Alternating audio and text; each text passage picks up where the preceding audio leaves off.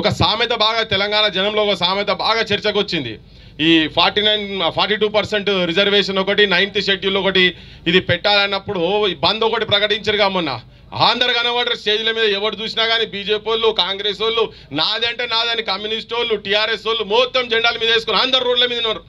ఇన్ని రోజులు ఇళ్ళ బంధువులు కూడా బంద్ కాడ మాత్రం నేనున్నా అంటే నేనున్నా అని బయటకు వచ్చారు. మా జనం లోపల ఒక సామెత, అందరూ శాఖాహారులే రొయ్యలములు ఏడవాయరు అని చెప్పని అందరు మాట్లాడుకుంటే మేము కూడా వెనక నుంచి మాట్లాడినాం. జనం లోపల కూడా అంతా అయిపోయింది. అరే అందరు ఒకటే ఉన్నారు, అందరు వేదికల మీద మరి ఏమవుతుందని జనానికి కూడా అర్థమైపోయింది. ఏంటంటే ఎవరి శాఖాహారి కాదు, అందరు మాంసాహారులే, పచ్చి మాంసాహారులే అని చెప్పి అర్థమైపోయింది. అందరు దొంగలే కొడుకులు అందరని క్లియర్ కట్గా అర్థమైపోయింది.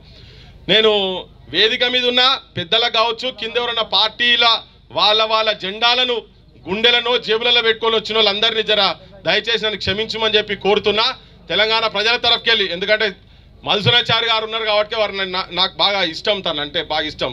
ఊకే చెప్తుంటే ఊకే వాళ్ళు బీసీల గురించి మాట్లాడే బదులు మా సార్ను మా పార్టీ అధ్యక్షుని చేసి సపరేట్గా లొల్లోడిసిపోతుంది చెప్తున్నా. నేను కవిత కూడా చెప్పినా, కేటీఆర్ కూడా చెప్పినా, ఊకే బీసీల గురించి మాట్లాడకుర్రి. మీ అందరికన్నా సీనియర్, కేసీఆర్ కన్నా సీనియర్ తన తెలంగాణలో సంచ పట్టుకొని పోయేది, నిజాయితీ పరుడు, కమిట్మెంట్ ఉన్నది, అన్ని అర్హతలు ఉన్నాయి. ఆయన ఎప్పటికని మేము చెప్తాం తనను అధ్యక్షుని చేసి సరిపోతుంది. కానీ మీకు రావు, మీరు గిట్నే ఉంటారు. మళ్ళీ రేపు పొద్దుగాల వస్తే మళ్ళీ ఏదో పదవి ఉంటుంది, 34%ది 18% తగ్గించినా కానీ మీరు మాట్లాడలేరు. ఏం మాట్లాడతారు చెప్పి, ఏం మాట్లాడలేరు. ఇంతకుముందు బీజేపీ వాళ్ళు ఎంపీలు వచ్చి కూర్చొని పోయారు. మీరు ఈడ కాదే కొట్లాడాల్సింది, పోయి ఢిల్లీలో కొట్లాడాలి. మా దగ్గర ఏంది, ఇగో మా అన్న గురించి చెప్తున్నా. మొట్టమొదటి ఏంటంటే నేను కూడా ఏబిసిడి దీంట్లో కూడా వర్గీకరణకు 200% మొట్టమొదటి మేమే ఉంటాం. దీని విషయంలో క్లియర్ కట్గా చెప్పదలుచుకున్నా. మా సీన్ బాయ్ కూడా చెప్తున్నా ఏంటంటే ఇక జెండాలు బంద్ చేయర్రే, జెండాలు పక్కకు పెట్టుర్రి. ఫస్ట్ ఈ బీజేపీనే నేను, కాంగ్రెసే నేను, బీఆర్ఎస్ అంటే పంచాయతీ తెగది. ఈ తెగ పంచాయతీ కాదు. ఇట్లా ఊర్లలో తెలంగాణ ఉద్యమం అప్పుడు ఏ రాజకీయ పార్టీ అయితే తెలంగాణకు వ్యతిరేకంగా ఉన్నదో ఆ రాజకీయ పార్టీల జెండా గద్దెలు గులగొట్టాలంటే గద్దెలు గులగొట్టిరు జనం. అట్లా రాజకీయ పార్టీల జెండాలు తీసి తనగబెడితే తప్ప ఎవడెవడైతే ఉట్టిగా మాట్లాడు కాదు. ఇవన్నీ ఉట్టిగా వేదికలు రాగానే వచ్చి మైకులు పట్టుడు ఇవాళ ఉన్నది కాబట్టి అందరు బీఆర్ఎస్ వాళ్ళు పైసలు పెట్టి వస్తారు. ఎవరు చూసినా వేదికల మీదకి వస్తారు. కొంతమంది సంఘాలలో గమ్మత్తున్నారు. కొంతమంది సంఘాలలో వీళ్ళేంది ఈడొచ్చి బీసీ అని మాట్లాడతారు. ఆడబోయి అరే జీవులతో ఏం కాదు నాయన అని చెప్పి మా ఈశ్వరయ్య సార్ మొత్తుకుంటే దానికి ఏమెరుక పెద్ద మనిషి జస్టిస్ ఈశ్వరయ్య సార్ గారు చెప్పిన వాటి నుంచి మేము కూడా మొత్తుకుంటున్నాం. అరే జీవులతో పని కాదురా నాయన అంటే అంత అయిపోయినట్టుగానే తెలంగాణ జనంకు మొత్తం ఇక అయిపోయింది. పండుగ చేసుకోరి, మీరు దావత్ చేసుకొని కోడిని కోయిర్రి, కళ్ళు దాగుర్రి, మందు సుట్టలను మిల్లుర్రి, బీసీలంతా మేము సాధించినాం అన్నట్టుగా చేసి మొత్తం ముఖ్యమంత్రికి దండలేసుడు. ఒక ముఖ్యమంత్రి అయితే రేవంత్ గౌడ్ సాప్ అన్నాడు ఆయన. అరే సిగ్గుండాలే మీకు, ఏం మాట్లాడుతుర్రు? మా జాతులకెళ్ళి వచ్చి మీకేమన్నా ఉంటే, మీరేమన్నా ఉంటే మీకు ఓ పదవిలో ఏమన్నా ఇచ్చేది ఉంటే ఇచ్చి మీరు సపరేట్గా నోరు మూసుకొని కూర్చోరు. కాంట్రాక్ట్ ఇచ్చిన పైసలు అయితే బీసీలు అందరూ నన్ను ఎందుకు కలుపుతారు నాకు అర్థమైతలేదు.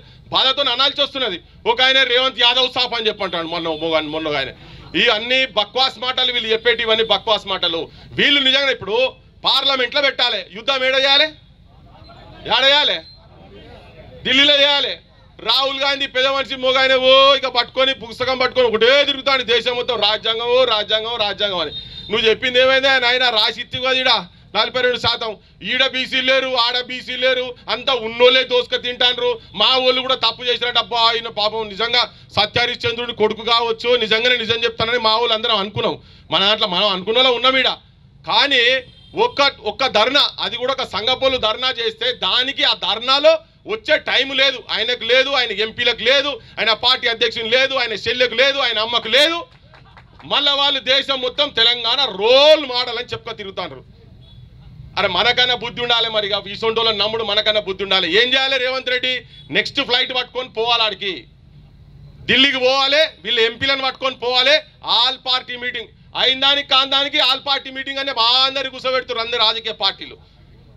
ఇలా మా కమ్యూనిస్ట్ అన్న కూడా వచ్చి క్లాస్కి వెళ్ళి క్యాస్ట్ అని మాట్లాడి ఎందుకు మాట్లాడిండు? జనం లోపల ఉన్నది కాబట్టి మాట్లాడిండు.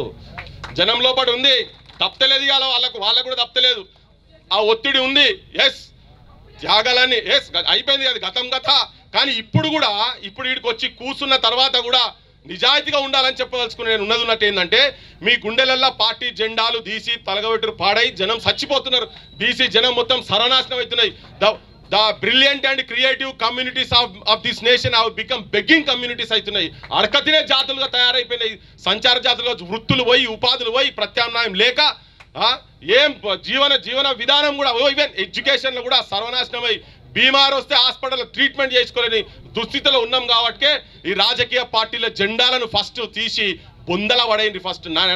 నాకు చాలా నేనంటే ఆవేశంగా కావచ్చు, ఆలోచనతో కూడా చెప్తున్నా, పెండల పడేయాలి రాజకీయ పార్టీల జెండాలను. ఎందుకంటే వాళ్ళు చెప్తున్నది ఒకటి, చేస్తున్నది ఒకటి. మనం తప్పు మాట్లాడుతున్నావా? చెప్తలేడా? బీసీలను ముఖ్యమంత్రి చేస్తామంట. ముఖ్యమంత్రి చేసి అయ్యేదేంది? మాకు కావాల్సినవి కావాలి. ఒకటిద్దరు ముఖ్యమంత్రి అయ్యి బీసీలలో ఒక 10 మంది పోయి వాళ్ళు మంత్రులై కూర్చొని నిన్న మొన్నటి దాకా ఒక పంచాయతీ అయింది, ఒక మంత్రి పంచాయతీ అయింది. ఇప్పుడు ఏమంటుండే, మాది టీ కప్పులో తుఫాన్ అని. నేను ఇంటర్వ్యూలో చెప్పిన, ఇది అంటారు లాస్ట్కు టీ కప్పులో తుఫాన్ అని చెప్పని. వాళ్ళకి ఏమైనా ఇబ్బంది, వాటల పంచాయతీలు కాగానే ఒక బీసీ మంత్రిని చూసి మా ఇంటి మీదకి పోలీసులను పంపించారని. ఏడవైన తల్లి మరి ఇప్పటి సంగతి, దీని సంగతి ఏంది? దీని గురించి ఏం మాట్లాడుతారు మరి మీరు? మా వాళ్ళు కూడా కొంతమంది మీరు ఎట్లా మాట్లాడతారు, మీరు అట్లా మాట్లాడదుగా అట్లా అని పోలీసులను పంపించడం తప్పే. కానీ మరి బీసీలకు నిజంగా కష్టం వచ్చినప్పుడు ఏడున్నారు, ఏం మాట్లాడుతున్నారు? ఇలా వాటాలు మొత్తం ఎక్కడికక్కడ సెటరేట్ అయిపోయినాయి, మేమంతా ఒకటే, మాదంతా కుటుంబం అని చెప్తున్నారు. మరి మేమంతా ఏంటిది ఇక్కడ? మా సార్ రిటైర్మెంట్ స్టేజ్లో పాపం వీళ్ళు ఆడుండాలి, మనవరాలతోని మంచిగా అటు అమెరికాకు అటు ఇటు తిరగాలి. కానీ వీళ్ళు చూడు వేట్ అట్లెట్లా అని చెప్పని మా ఊళ్ళకి అన్యాయం జరుగుతుందని చెప్పి వాళ్ళకు ఉన్న అనుభవాలంతా తీసుకొచ్చి ఇక్కడ కూర్చొని కొట్లాడే ప్రయత్నం చేస్తున్నారు. బరాబర్ నేను ఒక్కటే చెప్పదలుచుకున్నా, ఉట్టిగా పల్లెంలో పెట్టి విషం కూడు పెట్టి మనల్ని తినమంటున్నారు వీళ్ళు జీవులతోటి. ఇది కాదు, మనకు చెప్తున్నారు ఇది పంచభక్ష పరమాన్నాలు రా నాయన, మీకు చిన్న శాతనైతే మేము అన్ని ఇంతగనం చేసినాక కూడా కోర్టులు ఆపుతున్నాయి అంటాడు. ఏమో తలకేమో ఈ కొడుకులో ఏమంటారు, అరే ఎవడు కోర్టుకు పోద్దు అంటాడు. అరే గుండాయిజం అరబై ఏం, ఎవడు కోర్టుకు పోదు, కోర్టుకి ఎట్లా పోతారో చూస్తాం, ఒకరినొకరు అంటే బయట కొట్టిస్తాం అన్నట్టు చెప్తారు. అరే నువ్వు కోర్టుకు పోయేటట్టుగానే చేసి నువ్వు కోర్టుకి ఎట్లా పోతావు అని చెప్పానంటాడు. ఈ ముఖ్యమంత్రి అంటాడు ఆయనకు ఎస్ మ్యాన్లంతా బాస్ చెప్పిండు కదా అని చెప్పి వీళ్ళంతా ఉండి కింద పాలేరు లెక్క వీళ్ళు కూడా ఎవడు ఎట్లా పోతారో చూస్తాను. అరే కానూన్ ప్రకారంగా చెల్లరు ఆయన, ఎవడు పోయినా నడుస్తుంది ఇదంతా. నేను తెలంగాణ ప్రజలకు ఈ ధర్నా సమక్షంగా నేను చెప్పదలుచుకునేది ఏంటంటే, రైట్ అదే ఉపన్యాసం అయిపోయింది, సరేలే ఓకే. ఇక నేను బంద్ చేస్తా. ఒక్కటే క్లియర్గా ఏంటంటే, ఇవాళ ప్రతి ఊర్లో చాలామంది అనుకుంటున్నాము, మనమందరము కింద మొత్తం బీసీలు కదిలిరు అనుకుంటున్నాం, కానీ ఇంకా చాలా పని చేయాల్సి ఉన్నది. క్షేత్రస్థాయిలో పోదాము, క్షేత్రస్థాయిలో పని చేయాలి. ఏ రాజకీయ పార్టీ నాయకుడు కూడా ఇది 9th షెడ్యూల్లో కాదు అనని పరిస్థితిలో కూడా నిజంగా కూడా వాళ్ళు పెట్టేటట్టుగా ఊర్లలో రాజకీయ పార్టీల జెండాలు పట్టుకొని వచ్చేటందుకు భయపడే స్థాయిలో మన ఉద్యమాన్ని కనుక తీసుకుపోగలిగితే మన బరాబర్ మన కాళ్ళకాడికి వచ్చి పెడతారు. దానికి అన్నిటికీ సంసిద్ధమయ్యి ఎవరు నిజంగా ఈ వాదానికి ఈ నినాదానికి కట్టుబడి ఉన్నారో ప్రజలు కూడా గ్రహించి వాళ్ళ తరఫుకెళ్ళి కొట్లాడాలి. ఎక్కడ ఏం దోస్త్ అక్కడ బీసీలుగా ఈ 42% నిజంగా కూడా ఇది అడిక్వేటే, ప్రపోర్షనేట్ కాదు. మన వాటా ఇంకా కావాలంటే దాని గురించి కొట్లాడాలి. దానికి సర్వద్దం అందరం సన్నద్ధం కావాలి. యుద్ధం జరుగుతున్నది, యుద్ధంలో మన భాగస్వామ్యం కావాలి. ఈ యుద్ధంలో శత్రువుడు ఎవరో మిత్రుడు ఎవరో గమనించాల్సిన అవసరం ఉన్నది. మీ అందరికి విజ్ఞప్తి చేస్తూ ముగిస్తున్నా. జై తెలంగాణ, జై బీసీ.